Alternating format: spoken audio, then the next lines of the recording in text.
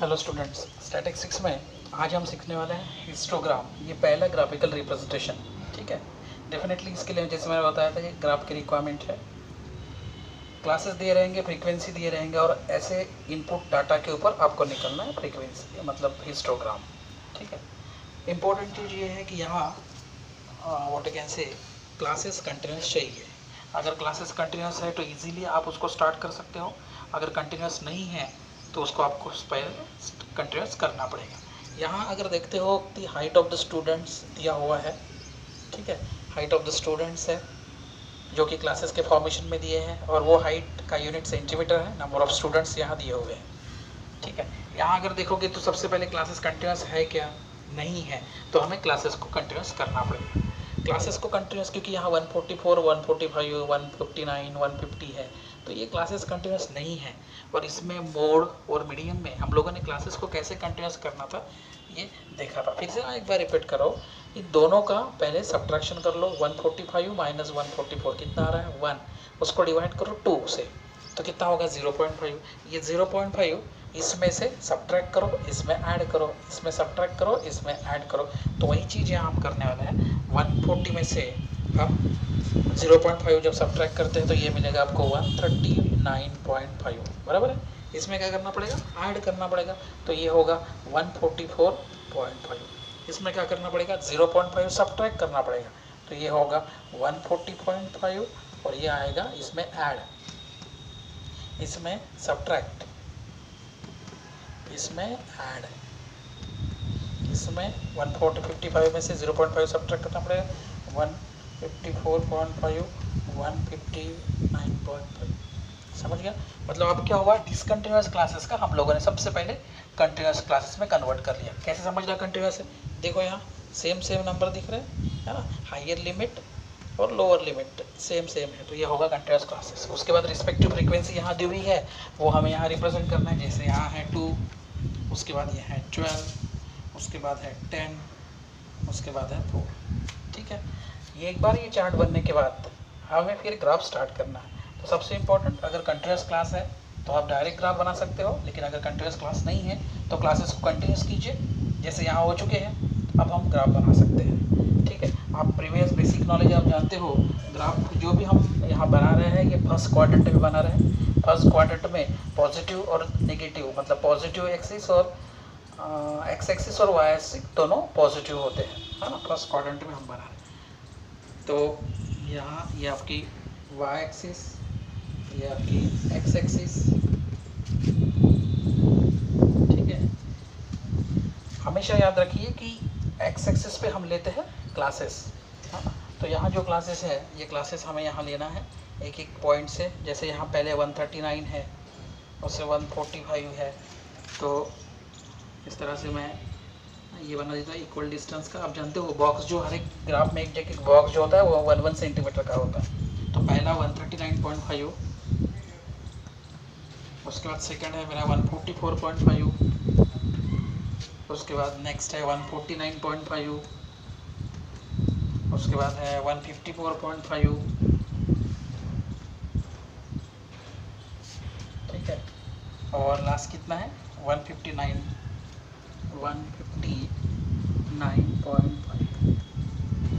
ठीक है। तो ये क्या है, हमारी एक्स एक्सिस है। एक्स एक्सिस पे हमने क्या लिया है, यहाँ देखोगे एक्स एक्सिस पे क्या, ये क्लासेस है। क्लासेस मतलब क्या है, हाइट ऑफ द स्टूडेंट्स है। लिखना पड़ेगा आपको, हाइट ऑफ स्टूडेंट्स, और एरो ये डायरेक्शन है, मतलब वो उस दिशा में इंक्रीज हो रहा है एक्स एक्सिस पे। यहाँ डेफिनेटली 0 ओरिजिन जिसे हम बोलते हैं। वाई एक्सिस पे आप क्या लोगे, वाई एक्सिस पे हमेशा हमें फ्रीक्वेंसी लेनी पड़ती है। ये फ्रीक्वेंसी क्या है, नंबर ऑफ स्टूडेंट्स है। अब ये नंबर ऑफ स्टूडेंट्स पे देखो आप 2, 12, 10, 4 है, तो आप एक एक सेंटीमीटर का एक एक जो लाइन होता है वो आप ले सकते हो, उससे ग्राफ बनेगा, है ना, हर एक बॉक्स का। तो मैं वैसे ही आपको इजीली समझने के लिए यहाँ 1, 2, 3, 4, 5, 6, 7, 8, 9, 10, 11, 12, ठीक है।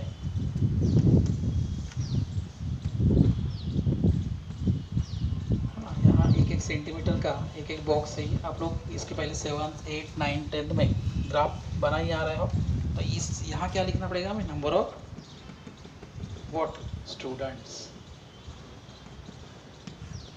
ठीक है, हमें एक्स एक्सिस और वाई एक्सिस पे हमने यहाँ रिप्रेजेंट किया हुआ है।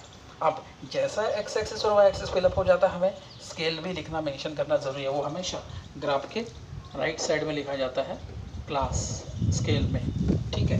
तो ऑन एक्स एक्सिस पे क्या होगा, यहाँ लिख सकते हो हम लोग, यहाँ मैं ऊपर लिख रहा हूँ ऑन एक्स एक्सिस पे क्या है, देखो ये वाली X axis 1 centimetre is equal to, इनके बीच का जो डिफरेंस है, ये डिफरेंस आपको कितना दिख रहा है, 5 का डिफरेंस है ना।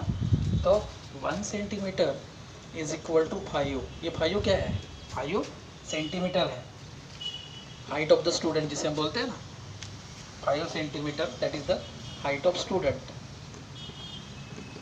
Height of students. और वैसे ही एक्स एक्सिस पे क्या है, ऑन वाई एक्सिस पे क्या रहेगा, आप देखिए वाई एक्सिस पे क्या है, 1 सेंटीमीटर का डिफरेंस है, और 1 सेंटीमीटर में बराबर 1 नंबर ऑफ स्टूडेंट है।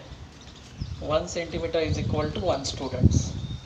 ये हमेशा स्केल लिखनी है, आधा मार्क्स उसी के ऊपर बेस्ड होता है कि एक्स एक्सिस पे 1 सेंटीमीटर इज इक्वल टू क्या है, वाई एक्सिस पे 1 सेंटीमीटर इज इक्वल टू क्या है, वो हमें मेंशन करना है। अब ग्राफ हमें बनाना है, यहाँ देखो 139.5 144.5 दोनों की फ्रीक्वेंसी कितनी है, 2 है। तो इन दोनों की फ्रीक्वेंसी 2, एक आप रेक्टेंगुलर ये बॉक्सेस बनाना पड़ेगा, स्केल से कोशिश कीजिए बनाने के लिए, सीधा परफेक्ट आएगा। और इट्स अ रेक्टेंगुलर बॉक्स, समझ गए, ये पहले का मैंने बना। ऐसे ही दूसरे का 144.5 150 49.5 जिसका कितना है 12, तो इसी के साथ ये कंटिन्यूस क्लास है, इसीलिए बॉक्स जो है जोड़ के आएगा, और वो कितना रहेगा 12 पे, मतलब यहाँ ये सबसे हाईएस्ट, ठीक है। अब यहाँ स्केल ओके 12 देखिए यहाँ, ठीक है, दूसरा हुआ। उसके बाद नेक्स्ट जो है 149.5 टू 154.5 कितना है 10, मतलब यहाँ से इतना, ये जो है ये रहेगा आपका 10। बॉक्सेस की विड्थ भी सेम चाहिए हमेशा, याद रखिए, क्योंकि हम बराबर इक्वल डिस्टेंस पे उसे लेते हैं। और नेक्स्ट जो है 154.5 से 154.59.5 में कितना है 4, तो कुछ इस तरह से रहेगा, ठीक है। समझिए स्टूडेंट, ये बॉक्सेस ऐसे जोड़ जोड़ के क्यों हुआ है, बता सकते हो, क्योंकि क्लासेस कंटिन्यूअस है। बार डायग्राम आपने किया था, यही बार डायग्राम जोड़ा हुआ है, जॉइंट है, मतलब व्हाट यू कैन से, है ना, एक 2 बार ग्राफ एक मुख से जोड़े हुए हैं, इसलिए से। और क्यों ये हुआ है, क्योंकि क्लासेस कंटिन्यूअस है ना। लिखना है हमें, ये क्या है, it is the histogram, okay. अब हमें देखना है, एक मार्क यहाँ इस्तेमाल हो जाता है जिसे हम बोलते हैं श्रिंक मार्क। ये श्रिंक मार्क आप एक्स एक्सिस पे भी लगा सकते हो, ये वाई एक्सिस पे भी लगा सकते हैं, लेकिन कब, जब एग्जैक्ट डिस्टेंस अगर नहीं स्टार्ट हो रहा है। जैसे मान लीजिए कि यहाँ ये जो 1 का जो डिफरेंस है, ये 1 का डिफरेंस सब जगह से फ्रॉम द ओरिजिन है, देखो 0 से 1 का डिफरेंस, 1 से 2 का बराबर 1 का डिफरेंस है, तो यहाँ श्रिंक मार्क की ज़रूरत नहीं है। यहाँ देखोगे 5 का डिफरेंस है, दिख रहा है आपको 2 क्लास के बीच में, लेकिन क्या 0 टू 139.5 के बीच में 5 का डिफरेंस है, नहीं।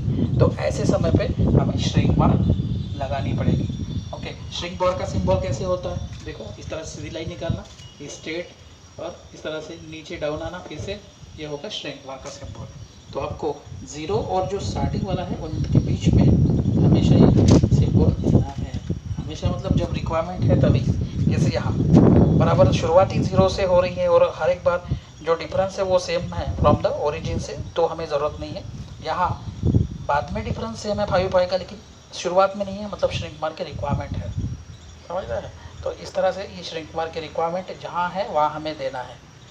वाई में अगर इस तरह से हम फॉलो करते हैं तो डेफिनेटली वहाँ भी हमें देना है। तो काफ़ी सिंपल सा ये हिस्टोग्राम है।